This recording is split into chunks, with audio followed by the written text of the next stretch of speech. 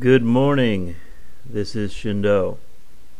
I'm going to be reading an article from the Washington Post about Jehovah's Witnesses in Russia.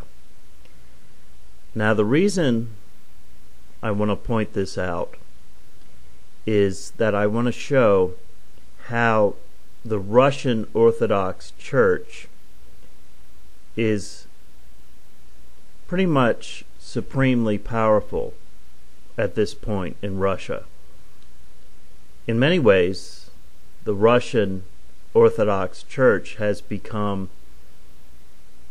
a tool for Putin. And the sympathies that many people across the world, and here in the United States, have for Russia is rooted, I believe, in their fundamental, you might say, conservative Christian type ideas. And what the Jehovah's Witnesses are having done to them in Russia, according to this article, is a great reflection of the way that Russia is going when it comes to pushing out any kind of viewpoint that is contrary to what traditional, let's say, conservative in the sense that they go back to the past, fundamental in the sense that they go back to the past when it comes to their Christian faith. This illustrates very well a growing groundswell against anything that is not traditional Christendom. So I believe Jehovah's Witnesses have a right to believe as they do. I don't, of course, agree with Jehovah's Witnesses, but this is an interesting illustration of how traditional for Russian Orthodox Church, how traditional Christendom is dominating. And it's not just in Russia. You have fundamentally what you're seeing here in the United States is people are moving back to a very traditional idea of Christendom. It's almost Calvinist in the perspective that the Christians seem to be moving towards in this country. And I do believe that it's only a matter of time before these sort of fringe Christian groups start being attacked. Now, this is Russia, of course, and not the United States. Yet. Okay, the Washington Post, you'll find a link in the article you will find a link to the article in the description box. If you like what I do, please subscribe, comment, like, and share my videos. Russia just effectively banned Jehovah's Witnesses from the country. For the past few months, Russia's 175,000 Jehovah's Witnesses have been on edge. After years, even decades of persecution against the religious group, the Kremlin moved to get rid of the denomination for good. In February, Jehovah's Witnesses were labeled, quote, extremist, and locked out of their offices. Then Kremlin officials launched a legal effort to ban the faith. That case quickly wound its way to the Supreme Court, where Justice Ministry Attorney Savita Borsova said the Christian group posed a, quote, threat to, quote, public order and public security. In court, Borsova brought in former followers to testify that top church officials took, quote, total control of their, quote, intimate life, education, and work. Lawyers for the Jehovah's Witnesses roundly denied those allegations. It didn't matter. After 6 days of hearings, the Supreme Court sided with the governments on Thursday. They ruled that the group's St. Petersburg headquarters and 395 churches could be seized and liquidated. All church activities, including worship and door-to-door evangelizing, were banned. Those who defy the ruling face a fine of several $1,000s and 6 to 10 years in prison.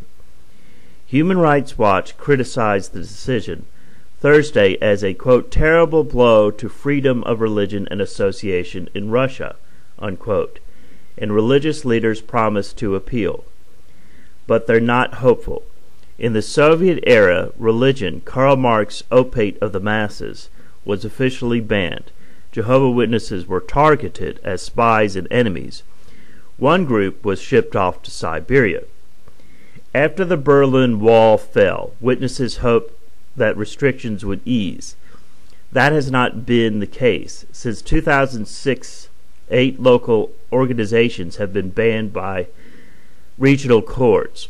Nearly 100 pieces of Jehovah's Witness literature have been placed on the Federal Registry of Banned Extremist Materials, including, quote, my books of Bible stories, an illustrated children's book.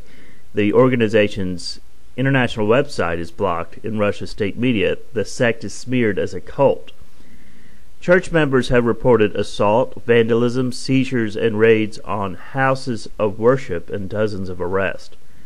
Thursday's decision may make it easier for the Kremlin to go after religious minorities in general, some fear, but the witnesses may have been targeted for more specific reasons.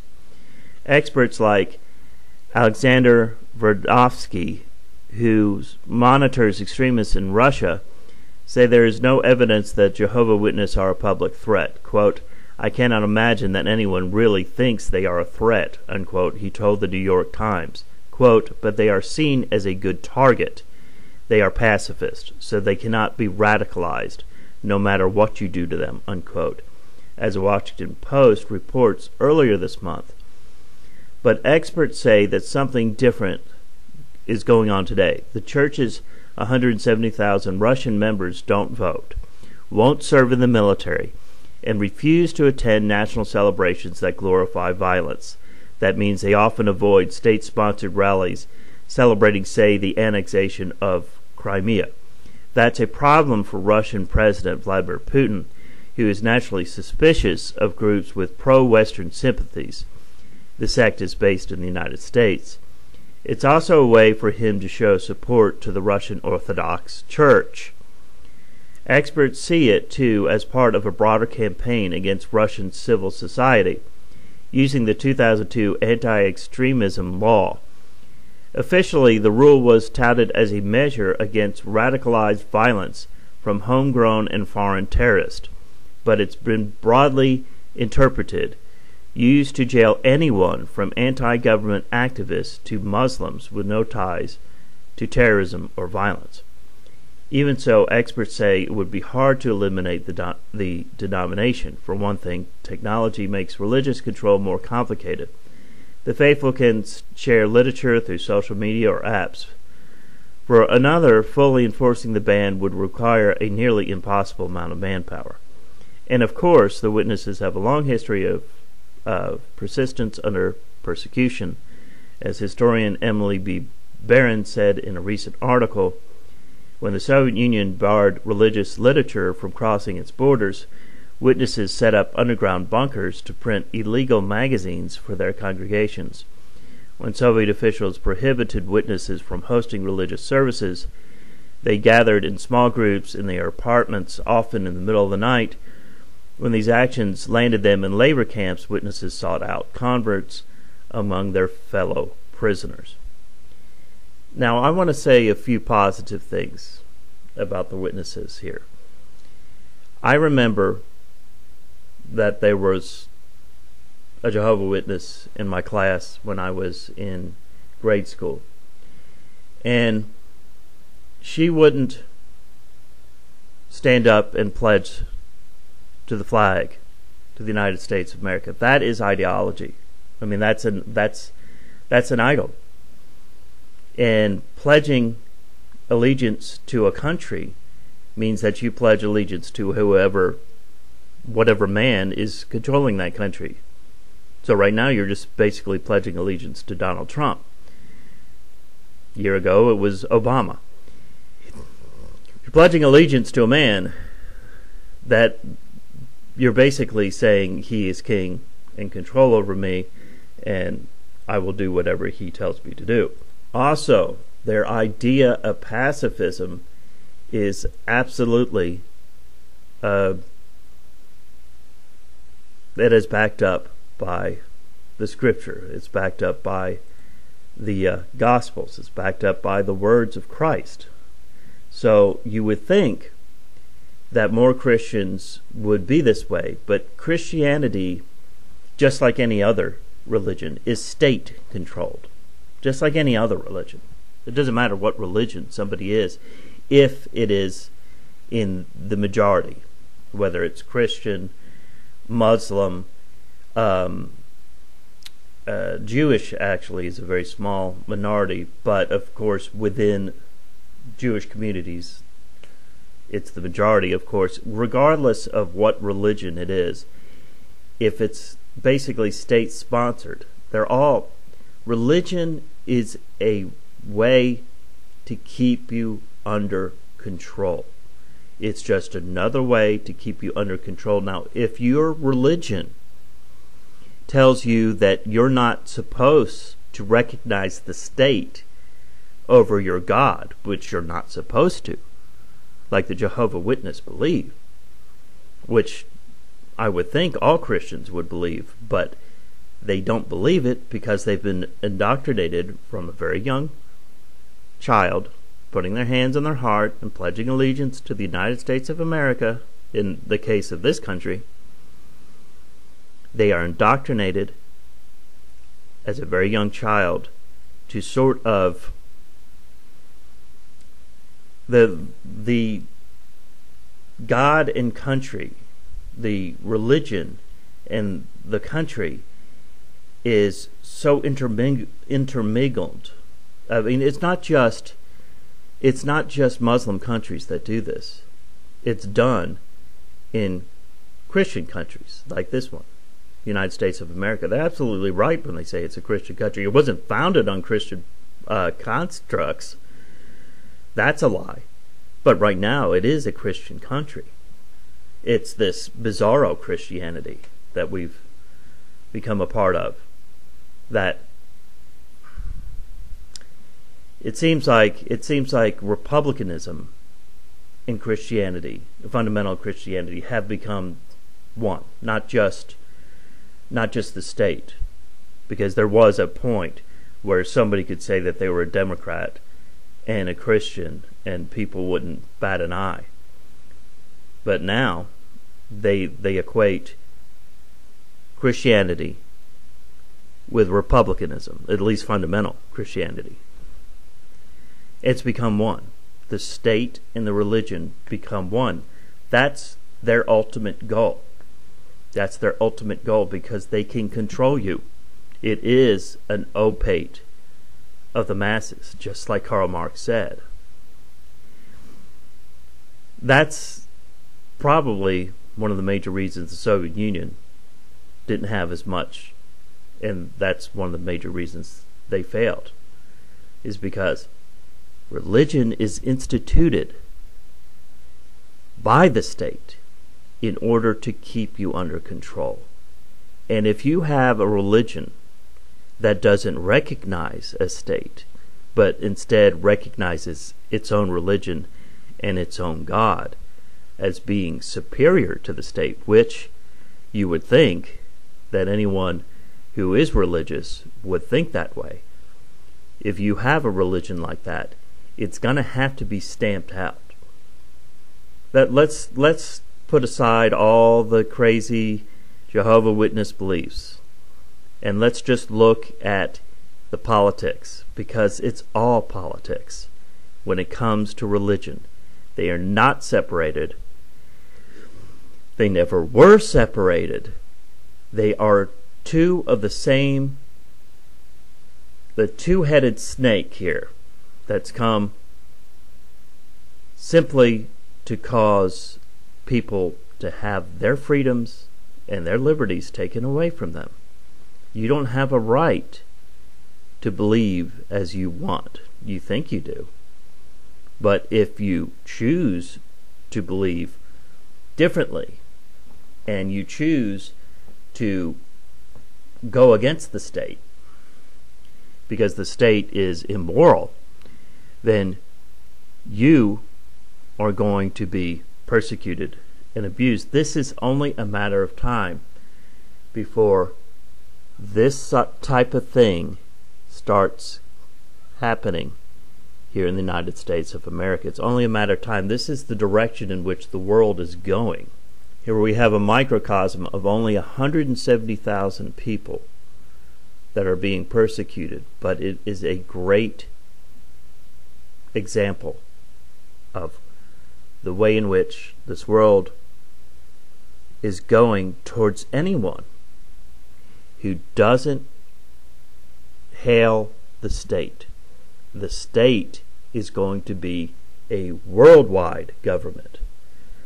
I think it's so funny to watch these Christians scramble and ask the question, has the deep state, has the dark corners, them, have they taken control of Donald Trump? No, you fools. Donald Trump was always part of the New World Order. God. Wake up, folks. Wake up. Donald Trump lied to you. Donald Trump was always part of instituting this new world, this one world government. Come on, folks. Wake up. And if you think that he's just willy-nilly going here, going there, that he doesn't know what he's doing, he's just doing things on the spur of the moment, he wants you to think that. He has an ultimate plan here. And his ultimate plan is world domination. And when this comes in, when, not if, when, us little people who actually want everyone to think for themselves, to realize their potential as a human being, their God nature within, people like us they're going to try to stamp us out. It's only a matter of time. I keep warning you this, and I keep getting people who act as though I'm living in some other alternate universe. I'm living in the same universe you are. I see what's happening, and I'm trying desperately to get people to wake up to the reality of the situation here in this country. The United States of America is already an empire. All it needed was somebody willing to use it. And Donald Trump is willing to use it.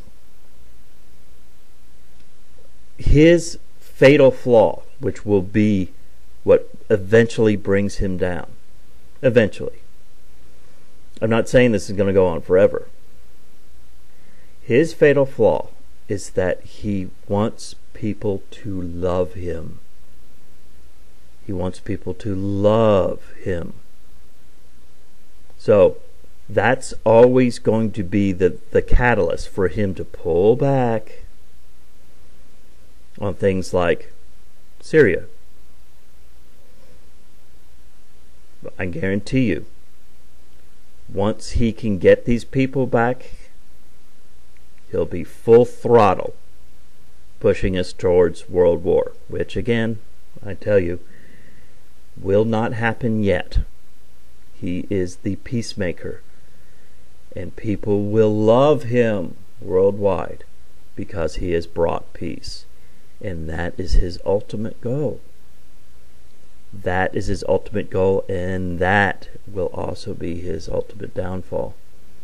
Because just like a jilted lover, eventually, he will go against the very people that have put him in the position of power that he is in. He's not going to get better, and I am telling you, he never does anything spur of the moment. Everything he's doing is calculated.